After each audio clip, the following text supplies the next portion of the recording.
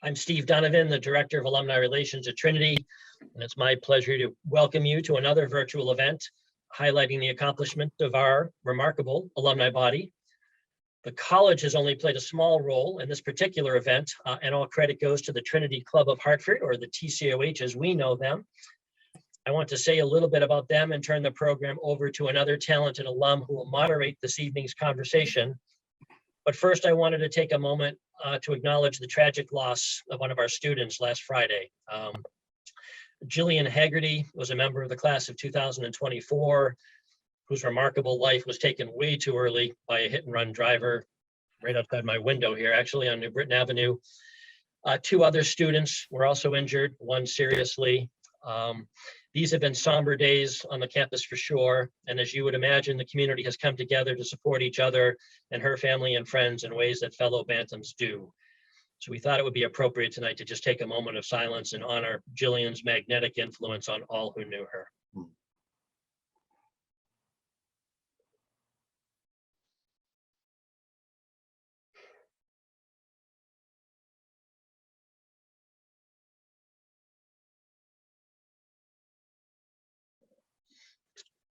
Thank you. Now to tonight's program. Either the fourth or fifth event in a series of conversations about Hartford and Connecticut and Trinity-connected folks who are making a difference. The series was the brainchild of TCOH board member Matt Smith, class of 1982, and it's my pleasure to turn the program over to him. It's important to first note, however, that Matt comes from a family that may win the prize for having the most Trinity alumni in it, starting with his wife and daughter and extending to at least, I think, 10 other relatives. So Matt, it's my honor to turn this over to you. Great. Thanks, Steve, and good evening, everyone. Thank you for joining us for the first event in the Trinity Club of Hartford's 2022 speaker series, Getting Back to Business, Investing in Hartford and Connecticut. Just so for everyone's aware, our talk will be followed by a question answer session. So to participate, please type your questions in the Q&A box at the bottom of the screen. The Trinity Club of Hartford Speaker Series is dedicated to informing and educating members of the Trinity College community about issues central to Trinity's vitality. The objective of the series is to provide an honest view of an issue from an informed perspective. For this talk, we are focusing on getting back to business, investing in Hartford and Connecticut. COVID-19 and the extraordinary events of the last 2 years have created challenges and opportunities for Connecticut's communities. This situation prompts the question, how is the Connecticut state government and business community working together to invest in the state's economy and grow vibrant communities across Connecticut? To discuss this, we have a distinguished panel of Trinity College alumni, each of whom plays a significant role in supporting the vitality of Connecticut's communities. Each brings deep insight into their area of expertise. Shawn Wooden, class of 1991, is Connecticut State Treasurer. He brings a government and business perspective to the discussion, given his current role, combined with a 21-year career as an investment attorney and public service as Hartford City Council President. Peter Denious, class of 1990, is President and Chief Executive Officer of AdvanceCT. AdvanceCT is a nonprofit organization implementing strategies to get Connecticut on its front foot, so to speak, in both retaining companies in the state as well as attracting new businesses to Connecticut. Peter's successful career in private equity and venture capital informs his business building expertise. Julie Gionfriddo, class of 1996 and master's 2005, is Director of Advisory Services for FML Business Advisors. Julie advises clients in the venture capital, healthcare, and biotech space. Her career in venture capital and private equity informs her role as Vice Chair of Launc Hartford, the driving force behind Hartford's innovation ecosystem. Their objective is to make Hartford a recognized center of 21st century innovation. Each of our speakers is playing a critical role in building a thriving local and statewide economy, all of which impacts Trinity College's vitality. With that introduction, I'd like to invite each speaker to open the discussion by addressing the question, what steps are being taken by government and business leaders to grow a dynamic Connecticut economy? I'd like to ask Shawn to begin the conversation by taking 3 to 5 minutes to share his thoughts, followed by Peter and Julie. When each speaker has concluded their opening comments, please ask the next speaker to begin. I will begin the Q&A session once Julie has concluded her comments. And as speakers begin the discussion, I ask the attendees to please type any questions into the Q&A box at the bottom of the screen. Shawn, over to you to start the talk. Thank you, Matt, and thank you to the Trinity Club of Hartford. I really appreciate the work you do to keep kind of the Bantam spirit alive in our community. And so I will start with perhaps from a macro perspective and thinking about the success and vibrancy of businesses in Hartford and in our state generally. One of the first things, we've heard a lot over the years, and I served as Hartford's city council president, and in state government, we've heard a lot over the years from the business community just about the shaky fiscal footing that the state is in, making the environment within the state challenging to do business, both from an unpredictability perspective and the having the resources to grow. And so one of the big things I would say that we focused on is actually putting the state on a stronger fiscal footing. And obviously we have gone through unprecedented times in our modern history with the pandemic and the economic downturn and everything that has ensued. But going into this pandemic, one of the biggest things is that from a state and liquidity perspective, our rainy day fund had twice as much as we did in 2008 when we had an economic downturn. And additionally, we've taken some responsible fiscal steps to start to pay down our pension fund liabilities on an accelerated basis. We have restructured our teachers' pension fund to create more flexibility in our state budget and more sustainability. All of that and more has contributed to historic credit rating upgrades. And so we borrow at a cheaper basis. Now, let me flip over to what does that mean? That means that we are starting to get our arms around kind of the state fiscal picture, and we're starting to see some growth in some areas.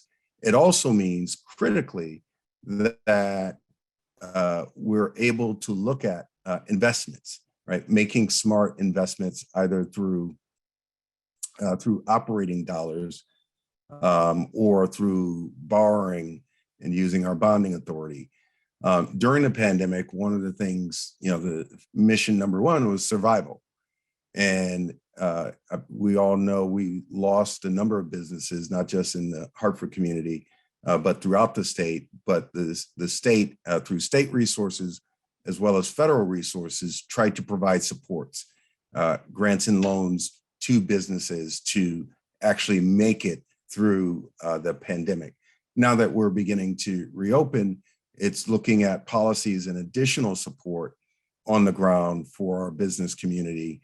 And we're seeing that, and I'm a member of the State Bond Commission, we're seeing that through some of the investments we're making through bonding, supporting infrastructure, supporting human capital investment, which I don't know, Peter made to talk about it, but investing in our workforce and dealing with the workforce shortages, looking at the aging population and our diminishing workforce, and focusing on those initiatives to have workers and trained workers available to the business community, and just having an orientation towards partnership and listening. Sometimes there's been a huge disconnect between, I think, policy leaders and end users, whether they're residents or the business community, but having a much more kind of open dialogue in terms of what's needed on the ground. So I will stop there, as you asked us to keep it to 3 to 5 minutes, but that, I would say is a big picture perspective. And with that, Peter, if you could go down to maybe 15,000 square feet. Yeah, Not square feet, but. Thank you, Shawn. And trust everybody can still hear me. Give me a thumbs up, Shawn, if my audio is all good. All right, great. Yeah, so I think Matt posed that question right up front. You know, what's Hartford and what's the state doing to get back to business? And I thought I'd answer that question by just telling a little bit of a story about AdvanceCT and, in fact, my involvement in AdvanceCT. As Matt pointed out, we're a nonprofit. The governor, as a businessman himself, wondered when he took into office, you know, how can we get the private sector involved in economic development, in making our state better? And AdvanceCT, our predecessor organization, which had been around the state for over 25 years, was identified, and a process was started that led to, an overhaul of our board of directors, and eventually my hiring in 2019 to do just that, to get the private sector involved, working very closely with the state to, as our name would suggest, make Connecticut better, to advance Connecticut. And I was approached in 2019 after 20 plus years in the investment business. I'd taken some time off, and a recruiter approached me about this role. And I have to be honest, I got the job description and I said, you must not mean me. This is not my expertise. I'm not an economic development person, but I'm happy to give you thoughts on who might be appropriate for the role. And they said, no, we actually mean you. And I have to say, I was somewhat of a Connecticut skeptic, and I didn't really know what was going on in Connecticut.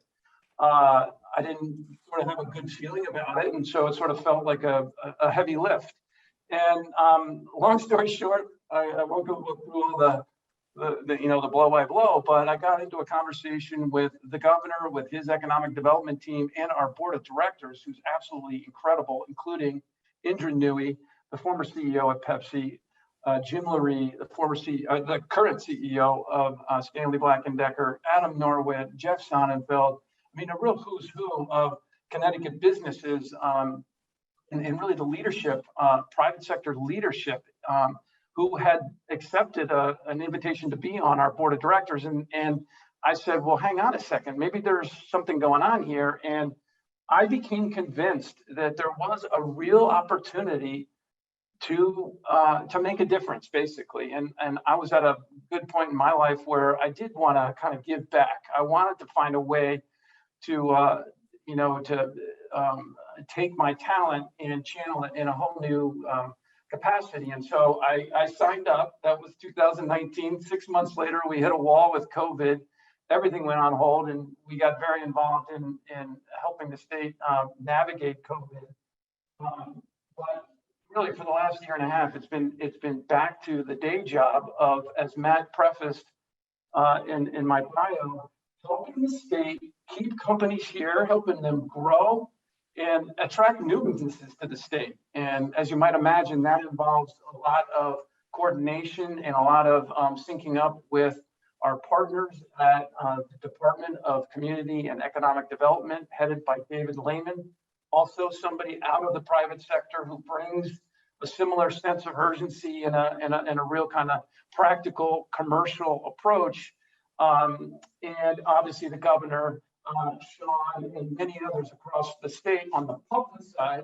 And then we work very hard to leverage our private sector board and members to accomplish our mission of, again, keeping, retaining, expanding businesses, serving as a convener, a coordinator, kind of air traffic controller, if you will, and really trying to kind of up our game as a state to go out and tell a story and develop real centers of excellence in our core industries.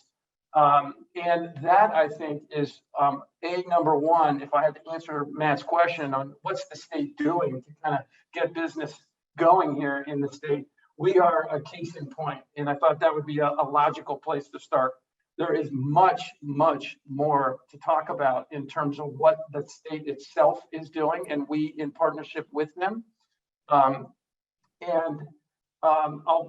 touch on one thing, and then I want to get to Julie quickly here, because what Julie's doing is really at the heart of it, which is innovation. And we very much are talking a lot about innovation in the innovation economy here in Connecticut.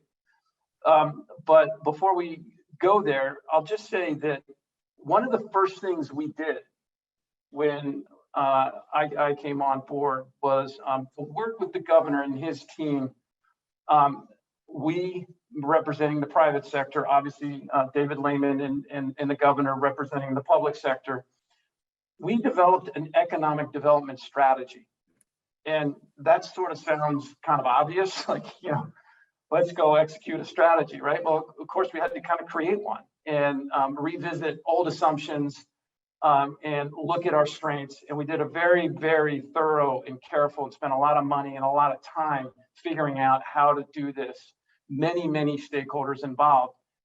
Again, I won't go blow by blow here, but it resulted in a plan that is now being executed. And this isn't a plan that went and sat on a shelf. You can actually go look at it. It's publicly available. And it's called the Connecticut Economic Action Plan. And it was 5 pillars, 16 very specific initiatives, and those are being deployed as we speak. And we did a lot of analysis, like ROI analysis. If we implement this strategy, how many jobs will it create? Will it achieve our goal of creating an inclusive economy? Will it help our most underrepresented and our disadvantaged cities and communities? And I'm extremely proud of the fact that this plan is now being deployed and implemented, and we're well on our way. And just to give you round numbers, it's $750 million. Shawn talked about bonding and our financial position as a state, which really, really matters, by the way.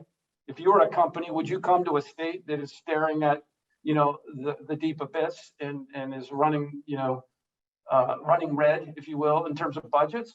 No, we're in about the strongest fiscal position the state has been in over 2 decades. And that has been recognized by S&P, by Moody's. Our credit ratings have actually gone up for the first time in 20 years, thanks to Shawn and his hard work. So a lot of good things to talk about. And we have the degrees of financial flexibility that, frankly, Connecticut hadn't had. So here we are with this plan. With the degrees of financial flexibility to actually implement the plan, and it's happening. I can go into great detail, but I won't, at least not yet. So I want to get to Julie. That's it from me for the moment. All right, thanks, Peter, and thanks, Shawn. It's nice to have the Trinity Club of Hartford hosting this event tonight and be here talking about Hartford and Connecticut. I spent my 4 years at Trinity undergrad in economics. I was thinking about these kinds of things and the innovation economy and all of that. And then in my master's in economics, also in Hartford, and some of the things happening today in Hartford certainly weren't happening when I was an undergrad or even graduate student. So it's great to see all of the activity and all of the focus on the ecosystem here in Connecticut. And so with that, you know, my day job is a director of advisory services at a CPA firm here in the Hartford area. I focus on early stage companies and working with funds also kind of in their early stages, Fund 1, Fund 2, mostly in the venture capital space. And then in my kind of volunteer job, I serve on boards. I'm on the Women's Leadership Council for Trinity, and also on the Launc Hartford board, which Matt mentioned. And that board was something I identified when I came back to work in the Hartford area to know what was going on here in Hartford in the innovation ecosystem. And what I learned very quickly was that there was a board of really dedicated folks from the corporate to the community, education, and business. And there's a nice long list of names in each of those categories that are working together in this ecosystem here in Hartford. And so, you know, with the question that Matt asked, you know, with offices opening, what's going on this spring? So much of what we've been doing has been virtual. some of the things that I'm really excited about here in Hartford are coming up at the end of April here. And one of them is the Hartford InsurTech Symposium.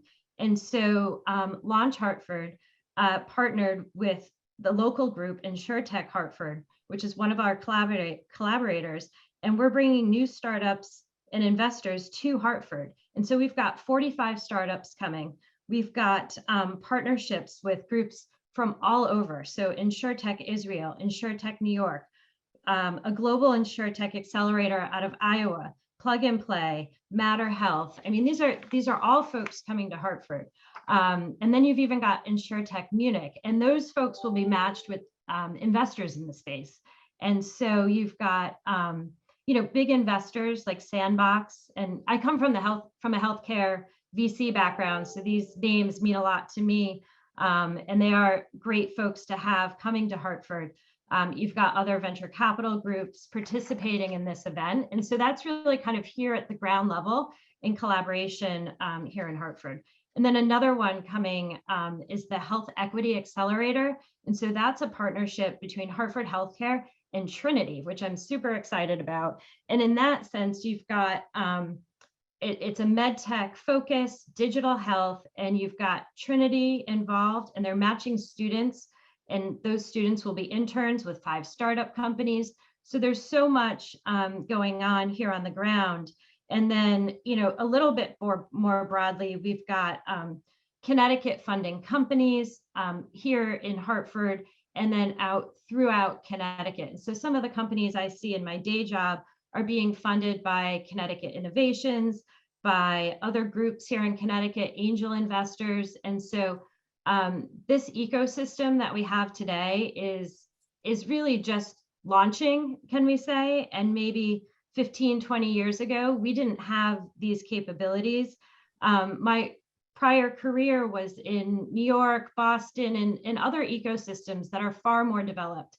And so if you talk about a venture capital fund in those markets, it's much, much bigger. Today, here in Connecticut, we could have a fund, 20 million, 50 million, 100 million. We'd like to see much larger funds investing both here in Connecticut and those funds locating here in Connecticut. And that's a lot of what Peter's working on, and obviously Shawn as well. So I'll pause there. I'm excited to talk about the next questions we might have. Sure. Thank you. Thank you all. Wonderful opening. Peter, you talked about strategy development and how quite a bit of time was spent in developing an extensive strategy document. It begged the question of what are, I guess, from a foundational standpoint, you would look at Connecticut and Hartford and what they had to offer. And what were the strengths, the unique strengths that exist in Connecticut and Hartford that would be very attractive to businesses and bring, and build the economy here? Yeah. Well, I think there's the Hartford question, and there's of course the broader statewide, why Connecticut question. I'll speak to the Hartford question first and invite Julie and Shawn to chime in here too. But I think, obviously we have to play to our strengths, right? And we have an incredible history and an incredible group of an ecosystem, to use the overused word, of insurance companies, right? And how can we play on that? How can we leverage that to Hartford's benefit? I think, and Julie's touched on, all that's going on in InsurTech. Insurance, I don't need to tell anyone on this call, I'm sure, is being massively disrupted by technology. And we have an opportunity to bring some of the best leading InsurTech companies to Hartford and have them, in this, kind of sandbox, right?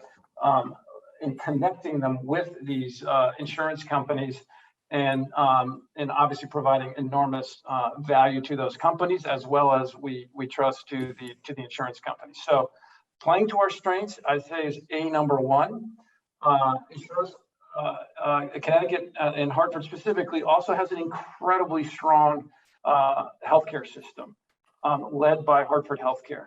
And many of you may have read Jeff Flack's CEO at Hartford Healthcare recently announced they are investing a substantial sum, continuing to invest. They've already invested significantly in the city of Hartford, but they are going to build an operations and onboarding facility there, bring an additional 250 jobs to the city. And this is coming at an incredibly interesting and frankly, desperately needed time, given that we have the pandemic and people still sorting out, are they going to come back and use that space full time? Is it going to be hybrid? What's it going to be, right? And so anytime we have a company in one of those core sectors making that kind of commitment, it's particularly right now, it's massively transformational and important. I'll pause there. I'm going to invite Julie or Shawn to chime in there. Yeah. So, and I'll cover some of the same ground. Connecticut has some tremendous strengths, and from an industry perspective, Peter mentioned a few of them. So, insurance, healthcare, at the top of the game, cutting edge, reinsurance, and now InsurTech, which you've heard Julie talk about. We also have, so those are intrinsic strengths, right? And that's Greater Hartford and financial services generally. When we look at the state broadly, we have a certain type of financial services in the Greater Hartford region, but of course the Fairfield County area for financial services is as deep and as strong as anywhere in the country. In addition to that, manufacturing, and in particular, advanced manufacturing, some of the best defense industry plants is right here, home in Connecticut. In addition to that, our location is a significant strength, right? So geographically located between kind of Boston as a hub and New York City as a hub, but with, despite a lot of the commentary we often hear about kind of the cost of Connecticut, right? And some of it, it's fair, it's legit, but not when you're talking about Boston and New York. It's actually a lower cost center. And those are all strengths, along with some of the best, and not just Trinity College, but others, some of the best higher education institutions, right? And a highly educated workforce. These are all like significant strengths for us to leverage as a state. With all of that said, I can't say all of that without acknowledging, some of the challenges in terms of the significant wealth and income gap within our state, the kind of the holes, right? And when we look at urban communities and how important increasingly urban communities are to regional revitalization and strength. And those are all things that we're addressing. And, the stuff that Jeff Flax and the investments that Laz Parking, Alan Lazowski and his group, both parking, real estate and otherwise, we have significant investments coming in. But Connecticut certainly has some really big strengths that we have to capitalize on. And just because I haven't used the word yet, so I got to come up with something else to use, ecosystem. But when we look at our venture capital ecosystem and the focus that the state has on it through Connecticut Innovations, which I sit on the board, and trying to further support and develop the growth of the Connecticut venture capital early stage company ecosystem, it's significant. And so obviously I'm a big cheerleader for the state, and simultaneously I recognize kind of the holes in the gaps that if we're truly going to be strong and even stronger, we got to address those as well. Yeah, and I'll add to that too in terms of connectivity.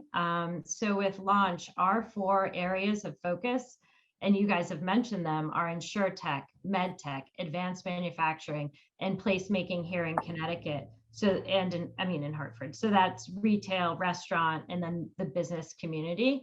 And it's bringing everyone together. So sometimes you could see a corporate maybe being siloed, and not knowing what the community's doing. And so working in concert within these 4 verticals has been a focus for Launch, and to bring folks together in those areas and connect them.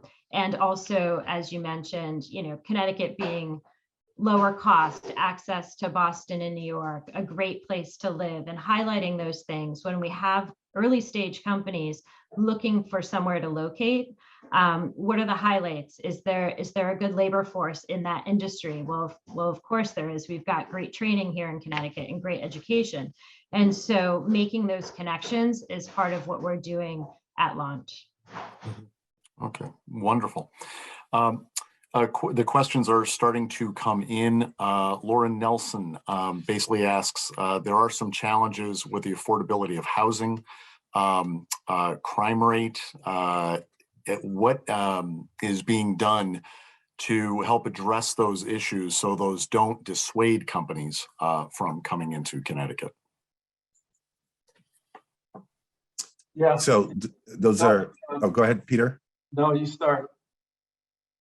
Yeah, I think those are good questions because affordability is an issue for everyone.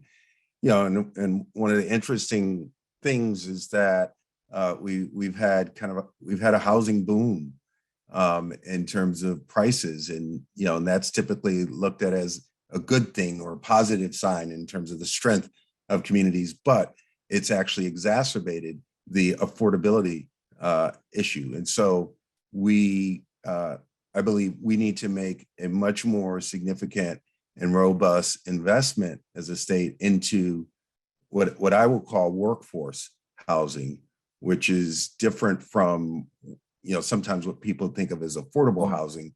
We need that too. But when we think of the businesses and support, the proximity, we need businesses need a workforce that is in proximity to the business, that we have a transportation infrastructure to move people that's trained for the skill sets that are needed, and it's affordable. And so that's something that's happening.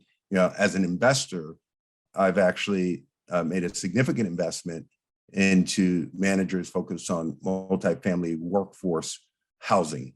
But I think that we need to do it as a state. In terms of taxes,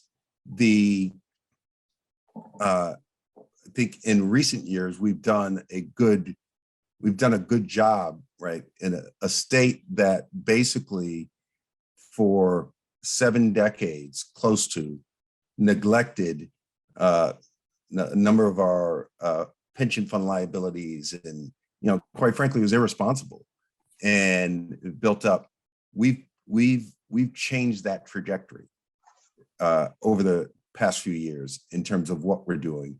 We have stopped the bleeding, because all of that leads to increased taxes eventually. Somebody's got to pick up the tab.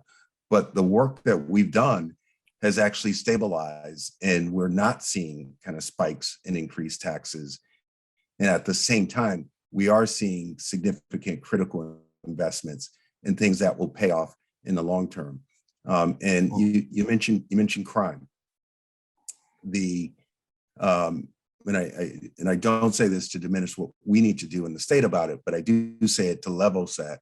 We've seen a spike in crime across the country in the pandemic and kind of coming through it.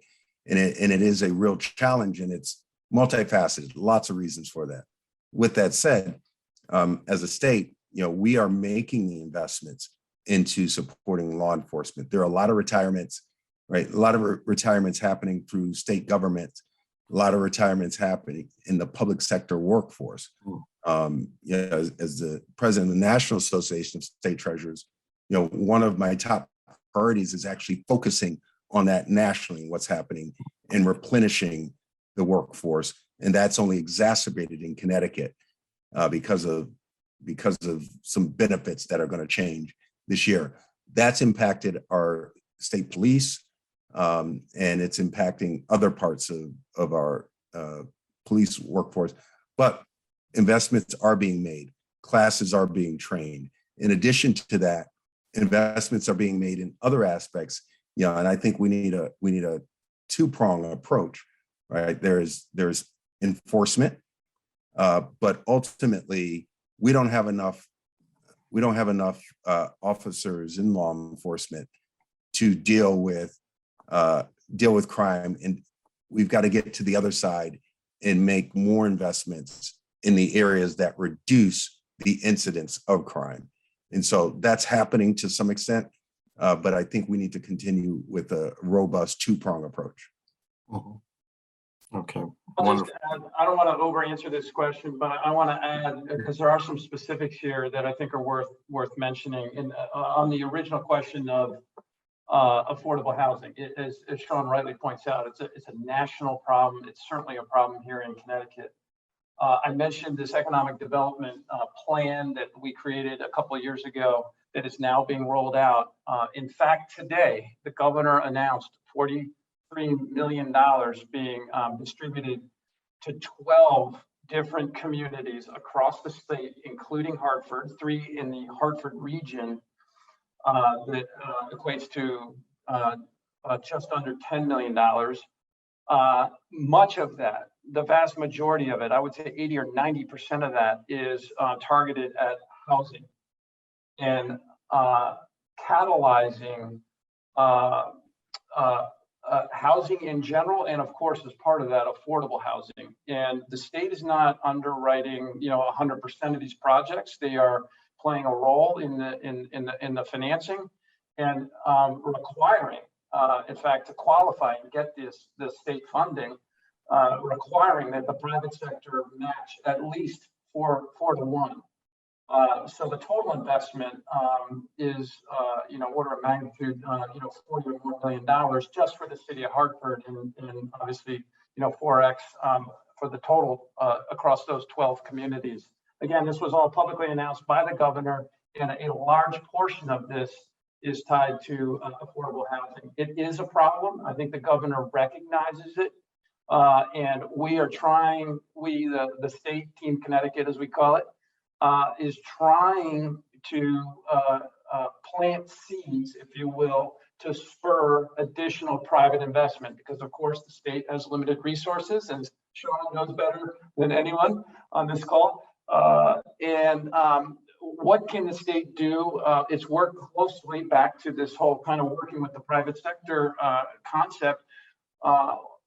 Plant some seeds, get the private sector into the game, and make those investments to spur further investment. And a lot of that is focused on housing, particularly in transit-oriented neighborhoods, where we can create a better, obviously better and more affordable housing options.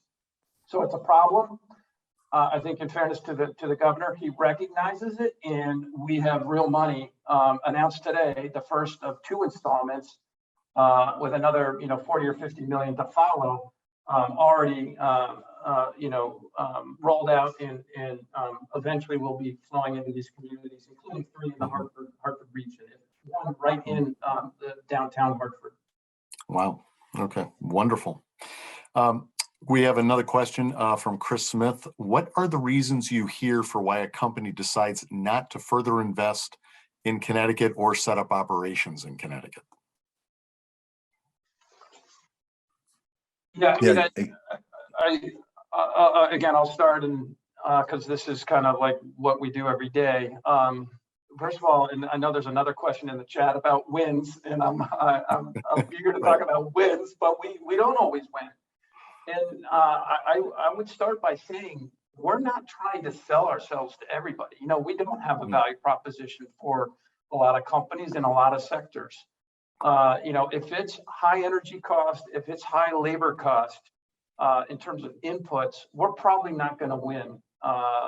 If it's a competitive, where do we locate kind of question facing a company that's not already here. So I think those are probably the biggest points of friction where we don't win.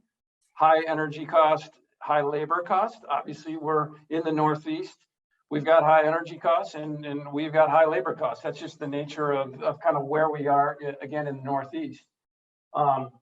We have many places that I'm eager to talk about where we do win.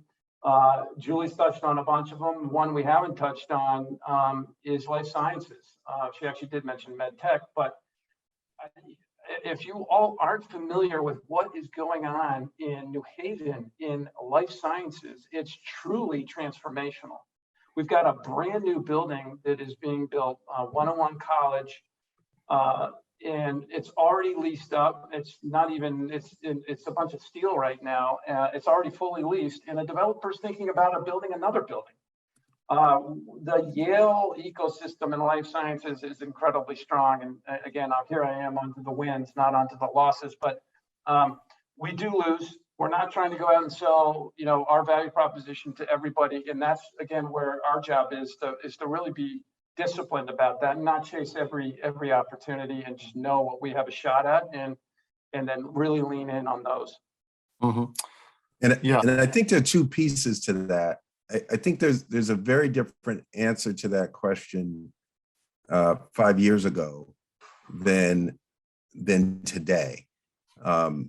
What I've heard from businesses is, one I touched upon is the inconsistency of state tax policy, right? Or in their view, unpredictability, because businesses, to make investments, to relocation decisions, they need to have some degree of certainty about what the landscape is going to be like.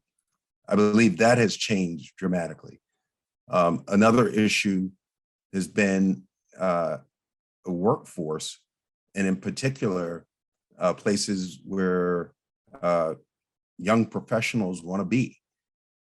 And that's why, places like Hartford, New Haven, Stanford become so important to the state as the many regional engines to drive this state in a track, right? And when, one of the famous cases, recently, or recent as in last decade, GE's move. Now, GE's a complicated story, and a lot of what was said or what we read is not the real case. But we do know one of the things they talked about is wanting to be in a vibrant urban, they're basically an office park without anything, and wanting to be in a vibrant urban center, because that's where their workers wanted to be. And Connecticut had and has work to do. I love what's happening with Hartford in terms of kind of that vibrancy that we're seeing and growing in restaurants and, tech and other things. But those are some of the issues. And I believe those are actually being addressed. And there's always going to be a lag between kind of the circumstances on the ground actually changing and perception catching up with that. And I think, we'll struggle with that, but that's a natural part of the cycle. Sure. Yeah, and it was John Greenspan was asking about hearing a little bit more about wins. And Peter, thank you for beginning to talk about what's happening in biotech, healthcare. Julie, that might be something that you're able to talk about a little more with especially with all the startups that you talked about coming into Hartford. Yeah, sure. And to go further with the biotech and the life sciences, the Yale Innovation Summit is coming up, and I'll be going to that. And that's going to be in person this year. We had done it last year on Zoom. I had moderated a panel, and that brings together companies in that space, in the life sciences space, with great science that need funding. It brings folks here in our community, service providers, to match up with them. And then very importantly, it brings capital. And so the life sciences space here, also in Hartford around UConn, is very, very active. And some of the companies I'm working with are, like I said, med tech, oncology, really interesting companies. And you've got diverse founders, management teams, staffing up, they've been funded, they're getting their Series A investment. And this is all really exciting, right? So you've got folks locating here to come work for those companies. And really creating that momentum that you want to see. And, are these folks living downtown? Are they going to restaurants? How are they interacting with the community? What are they, also serving on boards, doing other things that create momentum here in Connecticut? And so, seeing the investment in those spaces and the people coming together around the technology has been great. Fabulous. And then Peter, again, just elaborating on the wins. Anything to add in that area? Sure. I'm going to give 3 very quick wins because I want to keep us moving, and again, don't want to over answer questions. But Breeze Airways up at Bradley, expanding, building its. They're going to locate its 5th hub. If you're not familiar with Breeze, by the way, it's started by the former founder of JetBlue. This is his next kind of new airline. They're building their 5th hub in Hartford at Bradley. They're bringing 8 new routes to Bradley and over 200 jobs. So there's one in Hartford. Athletic Brewing. If any of you are familiar with the non-alcoholic beer space, this is the hottest thing. What is that, Peter? No, I'm like.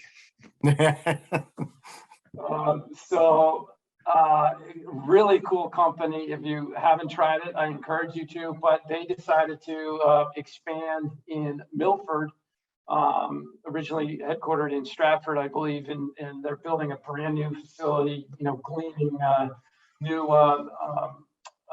bottling plant, etc. in Milford. Just visited with them. It's a phenomenal story. And again, just growing like an absolute weed, and one of those companies that's kind of had a lot of buzz around it. And those are the kind of companies, of course, that we want to have locate and expand here. Number 3, down in Stamford, a company called Digital Currency Group, which chose Stamford, moving out of New York, 300 people. This is a blockchain and cryptocurrency company. And, I'm not sure what everybody's views are on cryptocurrency, but knowing a little bit about it from my prior life, I think it's here to stay. I think blockchain is here to stay. I think it's going to revolutionize a lot of what we do. Blockchain, not necessarily crypto. And this company is at the forefront, incredibly well financed, and they bring with them a whole portfolio of other companies, including one called Grayscale, which is also co-locating with them, and very exciting, very cutting edge. And this is the kind of vibrant, Julie touched on it, right? You want these young people coming in, going to restaurants, putting down roots, etc. And all 3 of these companies, I think, are great examples of that. Oh, fabulous to hear. We have another question from Robert Boaz. What role do you see for Trinity in your respective plans for the economic development of the state and Hartford region? What's being done now, and what do you think needs to be done in the future? Yeah, I will jump in with kind of in part my former board of trustee hat on, and being very familiar with the college and with Joanne Berger Sweeney's plans. I think Trinity is doing exactly what a responsible institution like Trinity in the region should be doing. And that's both institutionally and the president. The college has made significant investments in the Hartford community. And some of that started years ago, Learning Corridor, but that's extended to the downtown campus and the investment in Constitution Plaza and putting a space there, and the further integration of the institution with the city. And then personally, Joanne sits on the board of like major institutions that move our economy, one being Hartford Healthcare, and as well as the Capital Region Development Authority, which has been a big centerpiece for financing, which is a quasi state authority for financing housing and business support and growth in the region. And so institutionally, partnering with, in the insurtech space, and just so the institution, I think, is doing what it should be doing. And I don't know if it's as public as it perhaps should be, but I feel very excited about kind of the role in the connectivity that the institution is having with the region. Yeah, I would just add, I think that the partnership with Infosys is a great example of, Trinity establishing a partnership with a world-renowned leading IT services company. Ravi Kumar is on our board. He's the North American CEO. And, my understanding is that that's paying enormous dividends, both to Trinity, the community, as well as Infosys. And those kind of partnerships, I think, are highly innovative, and we need to do more of them. And in fact, we have a discussion with Joanne's office about what more we can do, and can we stamp out more of these types of partnerships? Because again, I think these are, the proverbial win-win. Fabulous. Yeah, and I'll just add too, when within Launch, Joanne's got a seat on our board. And when I see some of these programs come through, the internships that Trinity students have with these programs and the interaction they have with the companies is great. And it's really nice to see Trinity at that forefront. And, I joined this board after, Joanne had a seat on this board, and really they were there at the beginning, which was great to see. Yeah, absolutely. In fact, getting local close to Trinity, we have a question from Jack Nelson regarding Parkville. Is Parkville one of the areas of focus? Are you talking with Reset people or any of the Parkville developers, larger commercial property owners to revitalize that neighborhood? And so from a Launch perspective, Reset is a business resource partner for Launch. And so if you go to the Launch website, you'll see them listed on there with many of our partners. And Parkville has been an area where we approve funding for different innovation startups, restaurants. Parkville is certainly on the map and has gotten funding. And it's been fun to see that area develop so in such a nice way. Absolutely. It's again, going back to the economic action plan, which I referenced at the beginning. One of the pillars, Matt, in that plan was something called the innovation corridor, where the state would be prepared to invest significant sum up to $50 million per city for certain projects that met all kinds of criteria. And the applications were due to the state just a few weeks ago. And I know there is a proposal in front of the state involving Parkville. And there's a very ambitious plan to develop Parkville into a innovation and advanced manufacturing hub. If people aren't familiar with the Parkville neighborhood, it is one that is, essentially, the former industrial heart of the city, or one of the former industrial hearts of the city. And so we've got a lot of, empty buildings and vacant lots. And what can we do with that real estate? And there's already been some green shoots and some investment there by a great developer who's local to the community, the Parkville Market, some of you may be familiar with. So there is tremendous potential, and we'll see if this grant application is accepted. But I think if it is, that could be hugely transformational for that neighborhood in particular.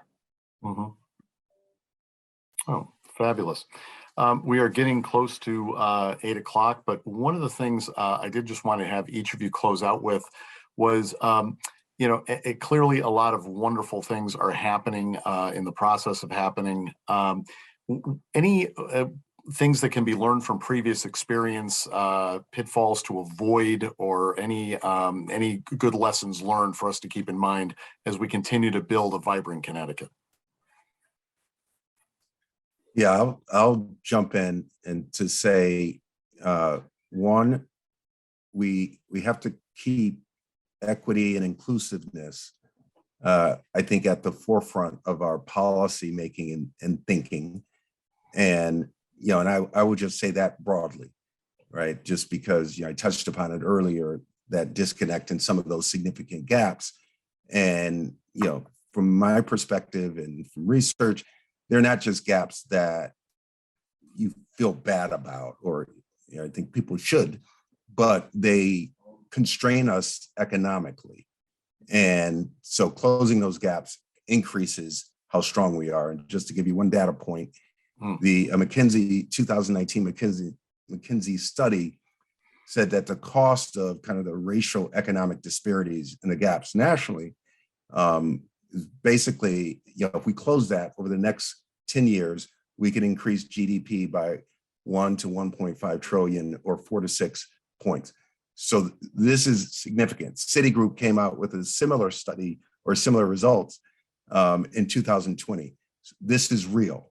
The other point that I'll close with is that in thinking about development, think about local communities, right? And the voice of the local communities, the stakeholders, and the impact, right? Because there are, 9, 10 ways you might grow a tax base.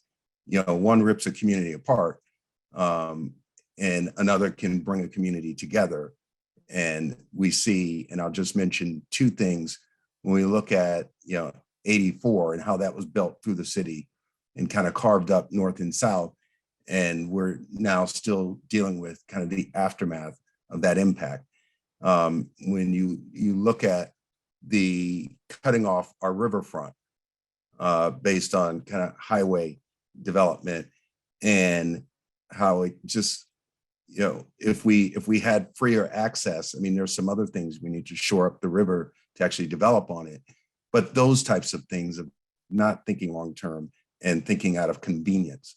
So I will close with that. Go ahead, Julie. I want to hear what you have to say.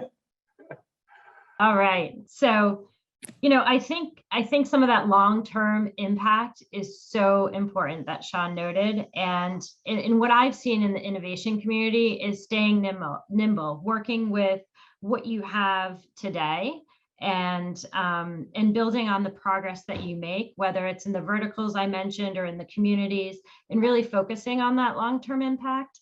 I think that's really important. And then the connectivity, right? So you don't want the silos. You want folks to be working together, communicating, so that your efforts are collaborative and growing. And so I think those are the key takeaways for 8 o'clock tonight.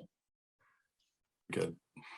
I'm not sure how I'm going to top either one of those, but I guess I couldn't agree more with both those points, by the way. Connecticut, everybody knows, it's got this incredible and very troublesome divergence of wealth, and we really, really have to close that gap. We have also a historic problem of silos and not being particularly joined up. Yankees, Red Sox, 203, 860, however you want to kind of call it. They're very different communities, very different economies across our state, and it's a challenge, right? But we're too small not to work together, and that is, something that we view and take very, very seriously, is making sure there's awareness, making sure there's coordination across the state. And then finally, I'll just say, everybody on this call, I'm assuming most folks on this call, and maybe not everybody, is a Connecticut resident. And it's in your interest to be eyes and ears for the state of Connecticut. And I charge each one of you, if you have an idea about a company that could be or should be in Connecticut, bring it to Julie, bring it to me. If it's a startup, let's get them to Hartford. Let's get them in launch. If it's a mature company, we would love to talk to them. Maybe some of you operate companies. Maybe some of you touch companies that aren't in Connecticut that might want to get out of New York City or out of Boston. everybody can be engaged in on this mission to make our state better. And I, for one, am always happy to take a phone call, an email, send it by carrier pigeon. I don't care how, but we would love ideas and leads on making our state better. Wonderful. Well, listen, we are at our time. Thank you to Shawn, Peter, Julie. Wonderful conversation. Clearly, a lot of very dynamic things are happening in Connecticut to increase the vitality of our state, Hartford. And clearly, that will have a significant impact on Trinity as well. So very much appreciate your time and your thoughts. And thank you, everyone, for attending. This concludes our webinar on getting back to business, investing in Hartford and Connecticut. Have a wonderful evening, everybody.